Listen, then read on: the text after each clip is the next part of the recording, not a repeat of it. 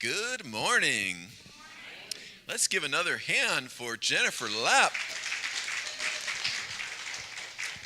I always know what I need to know when I need to know it. So today's talk is about the power of in-the-body experiences. Anyone ever had an in-the-body experience? Whoa.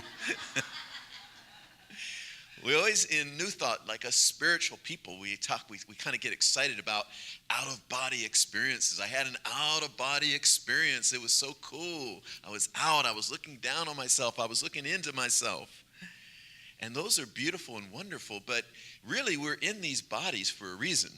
And really, this lifetime is much more, as far as I see it, this lifetime that we're in here, where we're in these bodies, is much more about in-the-body experiences. What are we doing in the body? What are we experiencing in the body? And what is the reason for having a body? Why do we have this body? Is it just extraneous? Is it just dense material that we got to lug around with us wherever we go? Yes, but it's more than that, right? I mean, we do. Sometimes I think like, oh gosh, if I just astral traveled, I wouldn't have to carry this body with me. I got to get on a plane. I get on a bus first, and then I got to get on a plane, and then I got to get on a shuttle to the rental car, and then I got to get the rental car and drive here. If I just astral traveled here, I wouldn't have to carry all this baggage with me. So what is the purpose of having a body? What is the purpose of this body, this dense material that we carry around with us everywhere we go? Well, it's an amazing feedback mechanism. And it's an amazing delight experience, right? That we can, like the body is a delightful experience. We can dance, we can jump, we can run, we can play, we can feel joy. We can feel sadness, we can feel anger, we can feel all these things. Our aliveness can be fully experienced in the body. So I'm inviting us today, like as opposed to a conceptual, theoretical in-the-body experience, to have an in-the-body experience collectively here today. That you come in fully to your body as we are giving this talk today, as we are having this service today, as we are having this experience today, that you come fully into your body. Now, in some ways, that seems a little strange because it's like, well, I'm always in my body. I've never left my body anywhere. Like, I never came to church and forgot my body at home. Everywhere I go, I take it with me. But sometimes we're not like fully in the body. And one experience I had, I used to play a lot of tennis, and I felt very in the body, right? I'm playing tennis, I'm present, I'm active, but then I noticed I was doing yoga at the same time. And what I noticed in doing yoga is that even though I was playing tennis and I was doing a very physical activity, that there was still a lot of unconsciousness. For one, I looked at when I was in yoga, they would invite me to move the body in ways I go, oh, does my arm really go back there? Does my body really twist that way? And I realized the limits of how limited my range of motion was and how limited my experience of the body was in this prescribed activity, because it's a very prescribed activity of tennis and in yoga. And then I started to move into ecstatic dance and just moving the body however the body wants to move, right?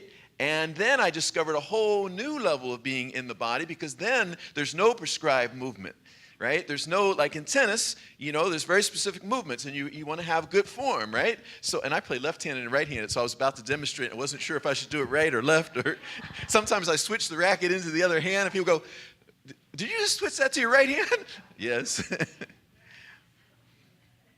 It's a very rare thing. It's a very rare talent. Just switch the mic back and forth. Very talented I am, But it's a very prescribed set of things to play tennis, and you want to have good form. So, you really want to, have, you want to have that right thing. You don't, if you're at the net, you want to just punch that ball. You want to just punch it. And so you don't want to be like all like that. So you have all these very prescribed movements. In yoga, it's like, here's the pose, do this, here's the pose. And it's beautiful because there's an alignment that takes place. And there's a certain like clicking in where you go, oh, I didn't even realize my body wasn't in alignment. Wow, that feels really in alignment. But with the ecstatic dance, where the body is in charge, and the mind, we let go of the mind. We just say, okay, body, what do you want to do? Then is the real freedom. Then is where the body, and that is where it becomes very informative. It becomes very much of a feedback mechanism for us as to what's going on, where we may not even have known something was going on. So I'm going to invite you right now, if you're willing, I'm going to invite you, if you're able to stand, and if you're not able to stand, you can do this sitting as well. But I'm going to invite you to just come into your body right now. Like, come into your body in the sense that what does your body want to do right now? And with dance, by the way, we don't need any music, at least I don't. Music is always running in my head anyway. So I'll often dance without any music, but just sort of, what does your body want to do today? Like if your shoulders want to move a little bit, or your hips want to move, or your leg wants to move, or just sort of feel into your body. What's going on? What are the sensations? Is there anywhere where you feel tightness? Is there anywhere where you feel opening? Is there anywhere where you'd like to experience more opening? Right? Just like come into the body, come into the awareness of the body, embrace the body. Love your body this morning. Love your body this morning. Yes. Be grateful for your body this morning. Wow, this great body that is this great way to experience life here. So just take another moment or so just to experience this body. If you want to twirl, you can twirl if you want to. You have permission to twirl this morning. If you want to twirl, if you want to move, if you want to go down on one knee or go down on the other, if you want to move around, if you want to leave your feet a little bit,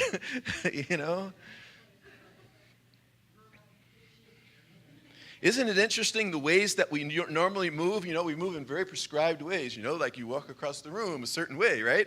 If you were to come into church this morning, you walk across the room like this, everyone would be like, what's up with her? What's up with him, right? But really, sometimes that's how the body wants to move, right? So I think about, so if you want to, you can be seated now, or you can stay standing and moving. Sometimes I look around the room as we're in dance and we're doing the ecstatic dance and we're doing the 5 rhythms, and I think, oh my goodness, we look so weird. Because, you got people going, because that's what the body wants to do, or you just find yourself going, oh, and it's a very interesting experience, and yet it's very liberating and very freeing because we're fully in the body and we're fully listening to the body, and the body has all this wisdom because it's not the body itself necessarily that has the wisdom, but the body is the repository of all of our thoughts, all of our emotions, and everything that is happening in our lives, everything that we're experiencing in life. The body is like this repository. And the body, one of the most beautiful things about the body never lies. Emotions never lie. Like the mind can be a little tricky. The rational mind can be a little tricky. We can convince ourselves of a lot of things. Anyone ever convince yourself you're in a situation? Anyone convince yourself for a long time that you were happy when you weren't? Like in a relationship, I'm happy, right? Your whole body, your whole being is like, ah. And you're like, no, I'm good. I'm happy. Because you have all these reasons in your head as to why you ought to be happy, right? This person has a lot of money, or this person has all the right resume, the credentials. Everything is exactly what I've said I wanted.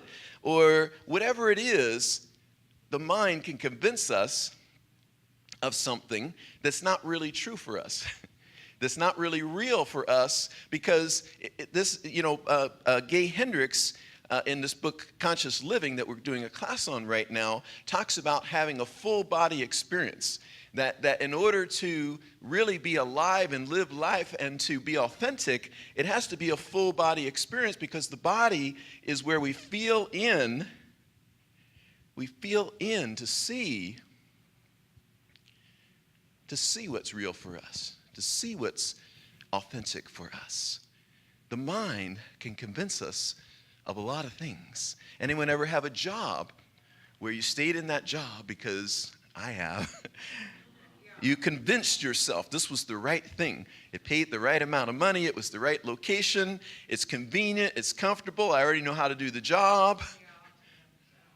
The mind convinced us, and our whole being was like, no. I literally, right before I was leaving the corporate world, where eventually my whole body just said, no, you will die. We will shut down. We will shut this operation down if you keep going in this direction. And I don't mean that in a light way. I mean, seriously, the body was like, we will shut things down. And it wasn't the body saying it was my whole being saying it, but then showing up as the body. The feedback mechanism is the body.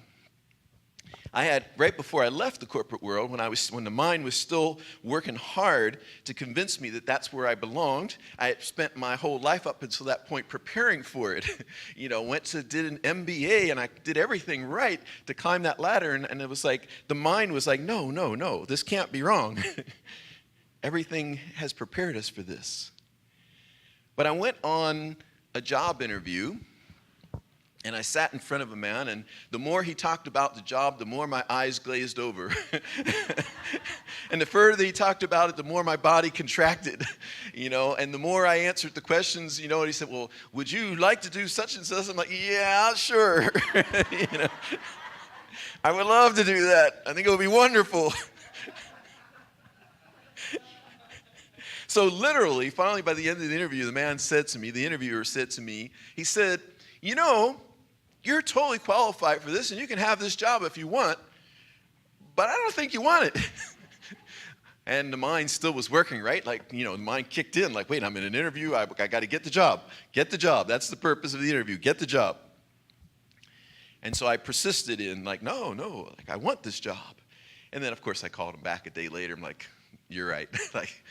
This is not going to be a fit for me. This is not what I want to do. Unfortunately, I did not take that job. And but the body doesn't lie. So we can feel in, like you're trying to make a decision about something, feel into the body. Which, if you're making a decision, go this way, which one contracts the body and which one expands the body? Where do you feel expansive? You're going to go, let's say it's a relationship. You're saying, should I be in this relationship or not? You think about being in the relationship, and your body kind of goes like that. The mind is like, oh, here's all the reasons you should be. But when you think about it, you're like, oh yeah, I guess I could be in that relationship. Or is it that you expand? You talk about this relationship and being in this relationship, and suddenly you get all excited and your body expands and energy starts to move, right? We see this when we work one-on-one with people in counseling, right? And we'll reflect it back to the person, right? They'll say, they'll have all the shoulds around the thing that they want to do, right? I should do this, and I should do this, and the body's contracting, and then they talk about the thing they really want to do, right? And the body opens, and they get excited, and they get animated, and you reflect that back to the person. You say, I noticed when you were talking about this, your energy just dropped and you didn't seem thrilled at all. But when you talk about this other thing, your whole body just gets animated and you look excited and you light up. And it's a way to help people see their whole body experience, their whole being, their soul, what they're resonating with. That's a part of the beauty of the body, this resonance. We feel vibration, we feel resonance in the body, so that we don't have to get caught up in the mind of I should do this, and that whole back and forth thing. The body is like a compass. It's like a compass. And the more we go against that compass, the more we cause constriction the more we cause problems in the body, problems in our physical well-being. Because here's this resonance, here's this thing that wants to express, and we are pushing that down for a mental activity, a conceptual thing that is not really authentic and real for us. It's not really what we really want to do. Resonates in a whole body way, not just in a conceptual mental way. The conceptual mental is there too. The person who gets really excited about something, the mental kicks in and the conceptual kicks in too. They have good reasons for that as well.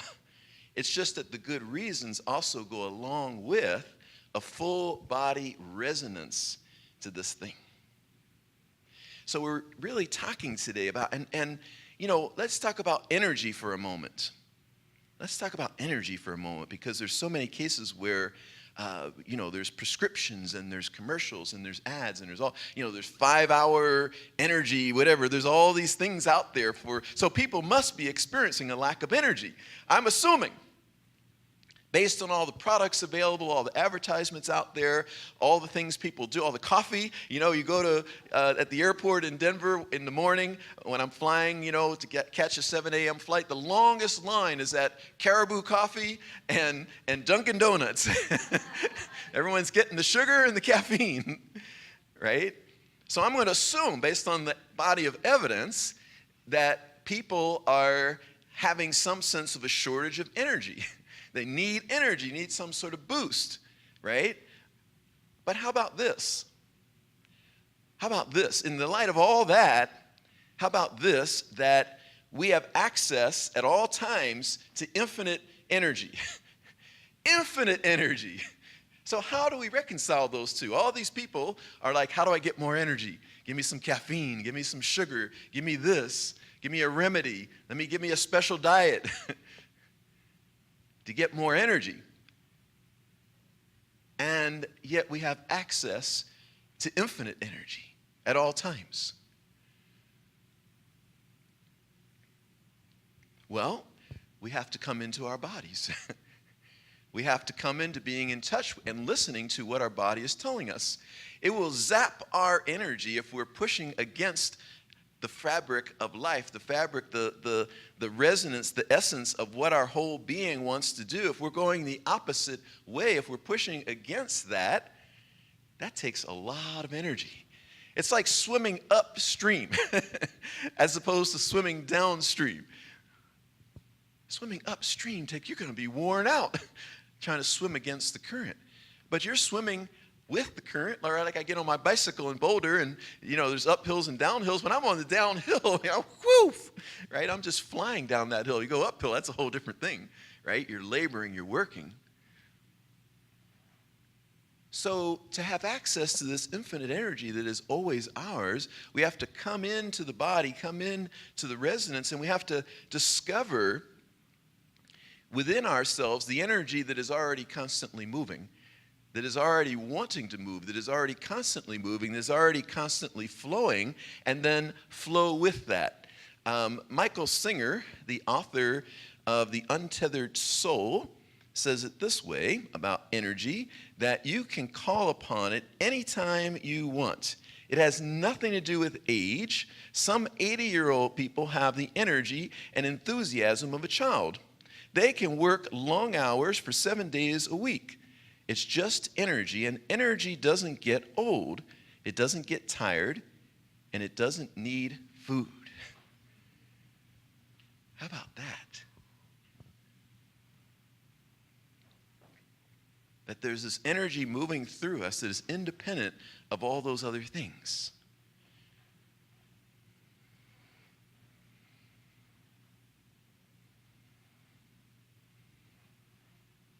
But we have to come into our bodies, and we have to resonate with it. We have to feel into it and experience this that is already moving in us and move with that current. Our whole being is resonating in some direction. Where our soul is calling us to, there's all the energy in the world to take us there.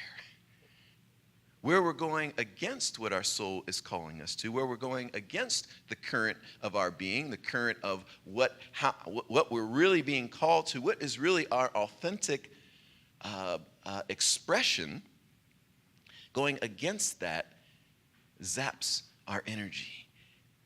And we're tired and we're exhausted. But when we're in the flow, there is no limit to the amount of energy that we have. When I'm playing tennis, I could play tennis in 90-degree weather for 3 or 4 hours. I need water. But other than water, I could play for 3 or 4 hours because it's so joyful for me. I so resonate with that, running and jumping and playing. If I'm dancing, I can dance for hours on end. No problem. I can even go in feeling tired.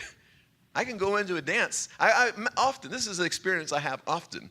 I'll go to the dance and I'll be like, I know that usually I'm just flying all over the room and I'm just flowing and all that, but I'm really feel low energy today. I'm just going to go in, just have a very light dance today. Man, that music starts going, the body starts to resonate, I start to come into the flow. 2 hours later, I've been flying around the room again. Happens every time. Every time. Irrespective of my thought about how much energy I have or any of that. Why? Because of that resonance.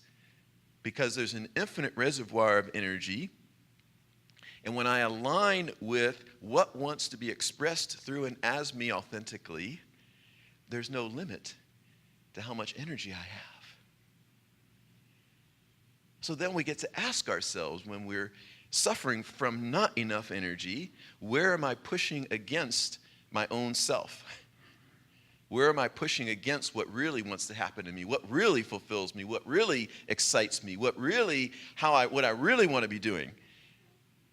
There's so many times for us in this human experience where we're not doing at all what we really want to be doing.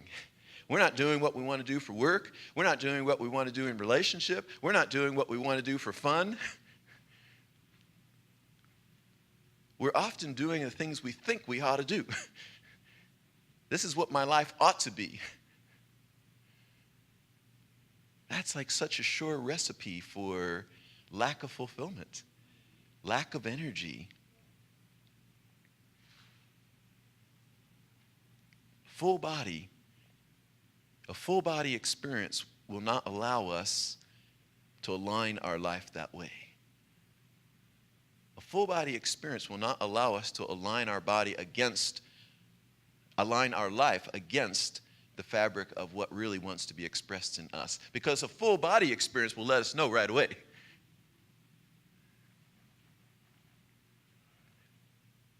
I love that I will start to feel literally ill if I start to really go against the fabric of things. My body responds very quickly, but it also responds very quickly to me making the shift into the flow, into the authentic expression, into what's real for me. The body is such a compass, but often we've cut ourselves off from the body. We've gone into the mental, and we've cut ourselves off from that which is our heart's desire, our soul's desire, what wants to be expressed so fully through us. And it's so simple. The shift is so simple. Come into our bodies. Feel what wants to be through us. Feel what's real for us. Feel what's authentic for us. And move with that.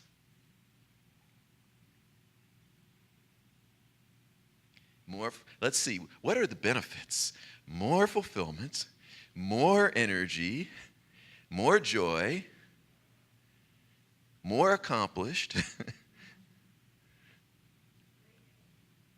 What was the last one?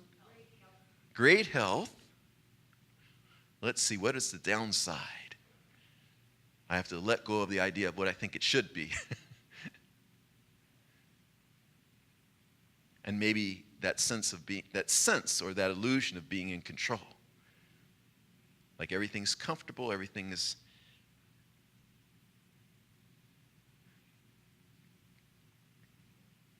The first time a lot of people come into something like ecstatic dance, they're very intimidated, often. Not me. I was like, my people, yes. Finally, I can just be free. But often people are intimidated because it's like, whoa, like everyone's just flying around the room doing what they do, right? But then very quickly, because it's so natural, people let go.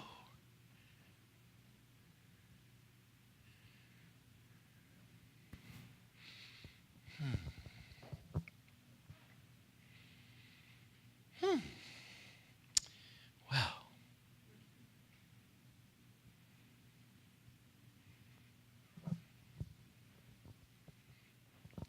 So the invitation today is very simple: to come into our bodies fully,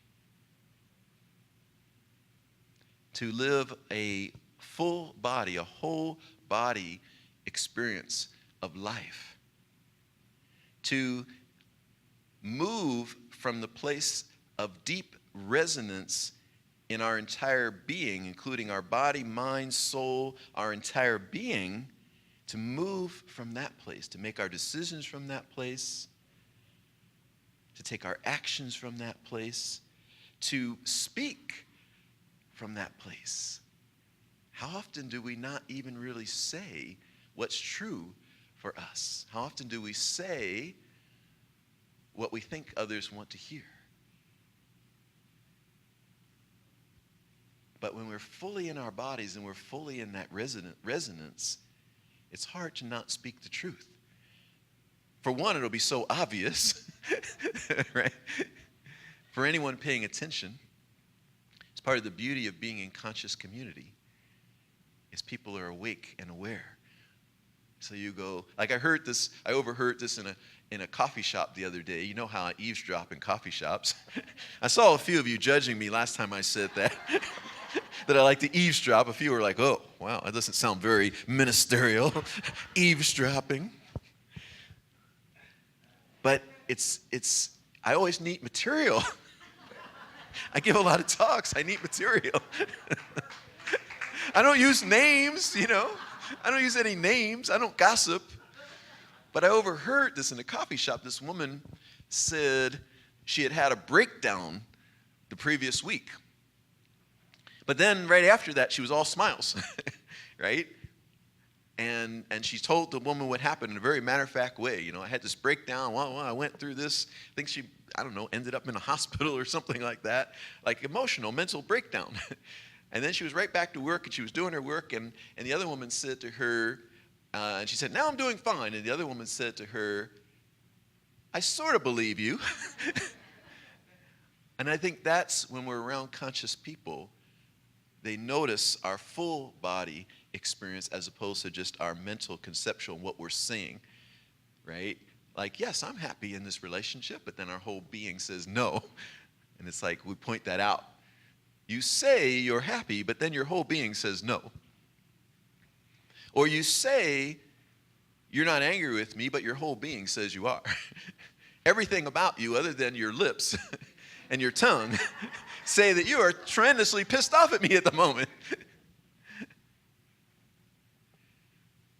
So the invitation is to get fully into our bodies, have a full body resonance, have a whole body experience of life, and to step into that sense of fulfillment, unlimited energy, authentic expression in speaking, in acting,